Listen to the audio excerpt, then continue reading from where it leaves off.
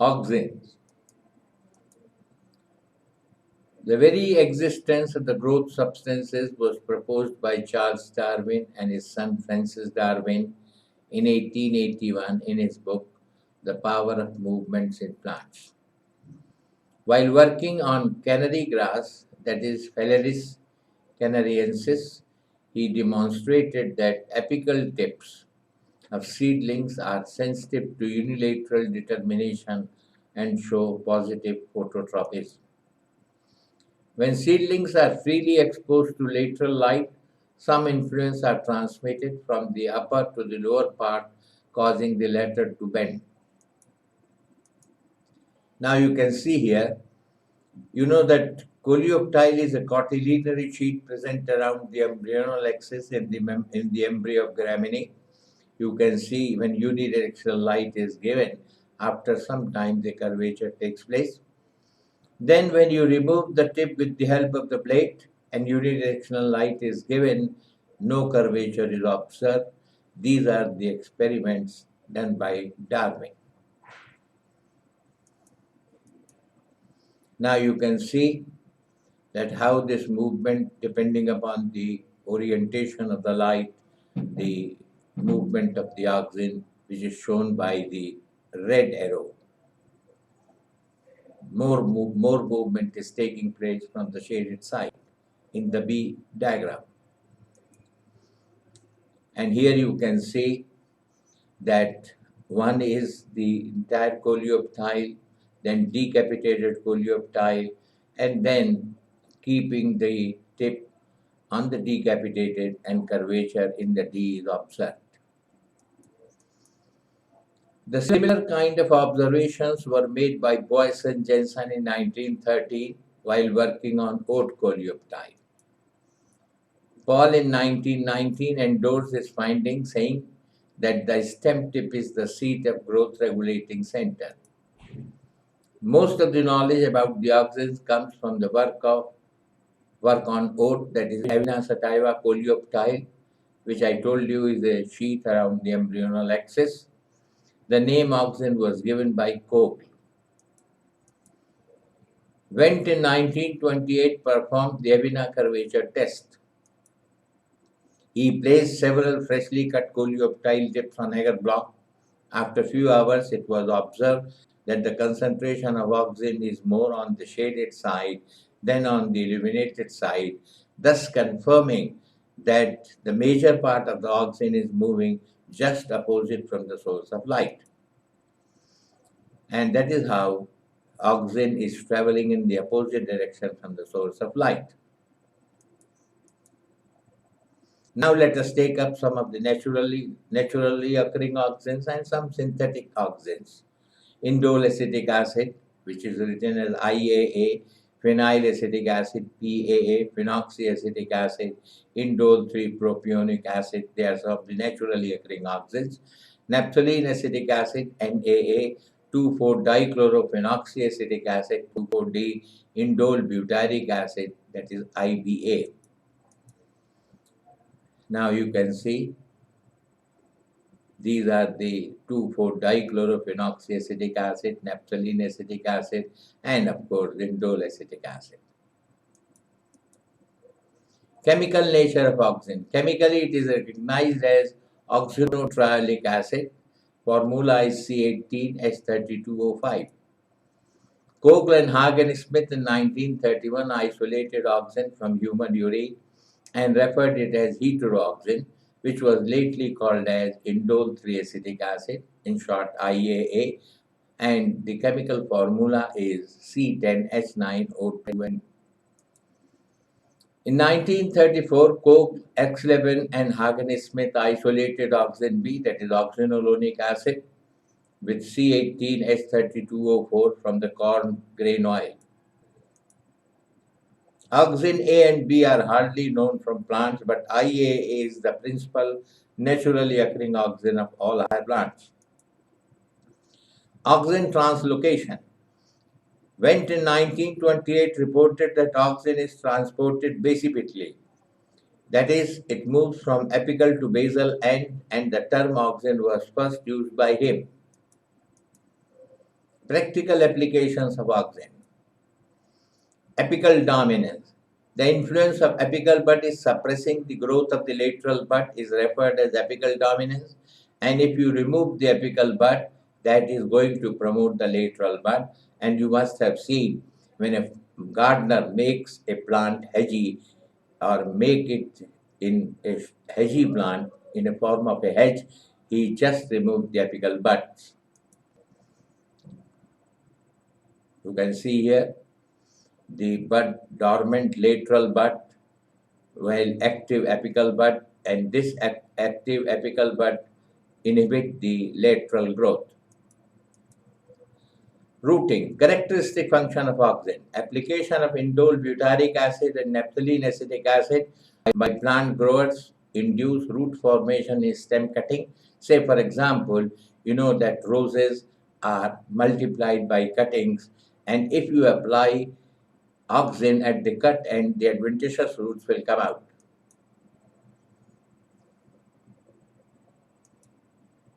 Flowering. Auxin generally inhibit flowering, but in pineapple, that is Ananas sativus, spraying of auxin initiates uniform flowering. Parthenocarpy, that is development of fruit without fertilization. Workers have succeeded in producing seedless fruits in a number of plants such as cucumber, tomato, apple, watermelon by external application of auxin. And here you can see a normal variety of tomato with seed. The other is the parthenocarpic, where the seeds are almost nil. Fruit setting. Auxin induces the formation of female flowers in the male plants. Prevention of premature drop of leaves and fruits due to the apical layer formation, and in apple, pear, citrus, etc. If you spray a auxin, has prevented the premature fruit drop, and thus you can get the better yield. Tissue and organ culture. Auxin induces cell division in the tissues in culture medium and promotes callus. You know, callus is the undifferentiated mass of plant cells, and it results in the formation of callus. Weed control. Auxins are selective weed killers, and they are considerably used in the destruction of weeds in crop fields, lawn, and forests. A spray of 2,4-D is used in maintaining the lawns because it is more toxic to broadleaf plants and less toxic to narrow-leaved monocot plants, and that is why we call it as selective weedicide. The herbicide 2,4,5-trichlorophenoxyacetic acid, which in short is called as 2,4,5-T or Agent Orange, was widely used as broad-spectrum herbicides to kill weeds and seedling of the woody plants, and it was used in Vietnam War as jungle defoliant. Gibberellins. Gibberellins are named after the fungus Gibberella puerperi, which causes Beckeney disease in rice plants. Japanese worker E. Kurosawa succeeded in obtaining the filtered extract of the fungus, which could cause symptoms of Beckeney disease in a healthy rice seedling. In 1935, Yabuta isolated the active substance, which was quite heat stable, and suggested the name gibberellin. All the gibberellins are acidic and are named as gibberellic acid. Here comes the gibberellic acid. All gibberellins have a common skeleton. The gibbane ring, GA3, GA4, and GA7 are commercially used gibberellins. Chemical nature of gibberellins. Gibberellins are cyclic diterpenes.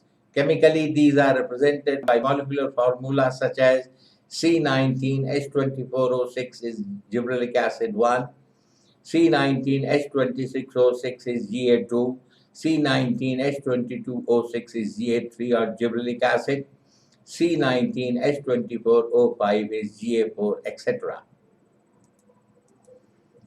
Mechanism of gibberellin action. Application of gibberellin in a plant increases the concentration of auxin. That is, the gibberellins are working via auxins. A possible mode of action is that gibberellin acts as at a gene level, and it causes the de-repression of these specific genes. Practical application of gibberellins. Number one, elongation of the stem. GA3 increases the length of hypotyle, and elongation is due to the cell division and cell elongation. Removal of genetic dwarfness. This is one of the characteristic features of the gibberellin, which is also referred as bolting. Many genetically dwarfed rosette plants like sugar beet, cauliflower, when treated with gibberellic acid, it causes the removal of repressor, resulting in the elongation of internodal cells. Now here you can see the control and the gibberellin treated elongated plant. Breaking of dormancy. External application of gibberellins break dormancy in potato tubers and tree buds during winters.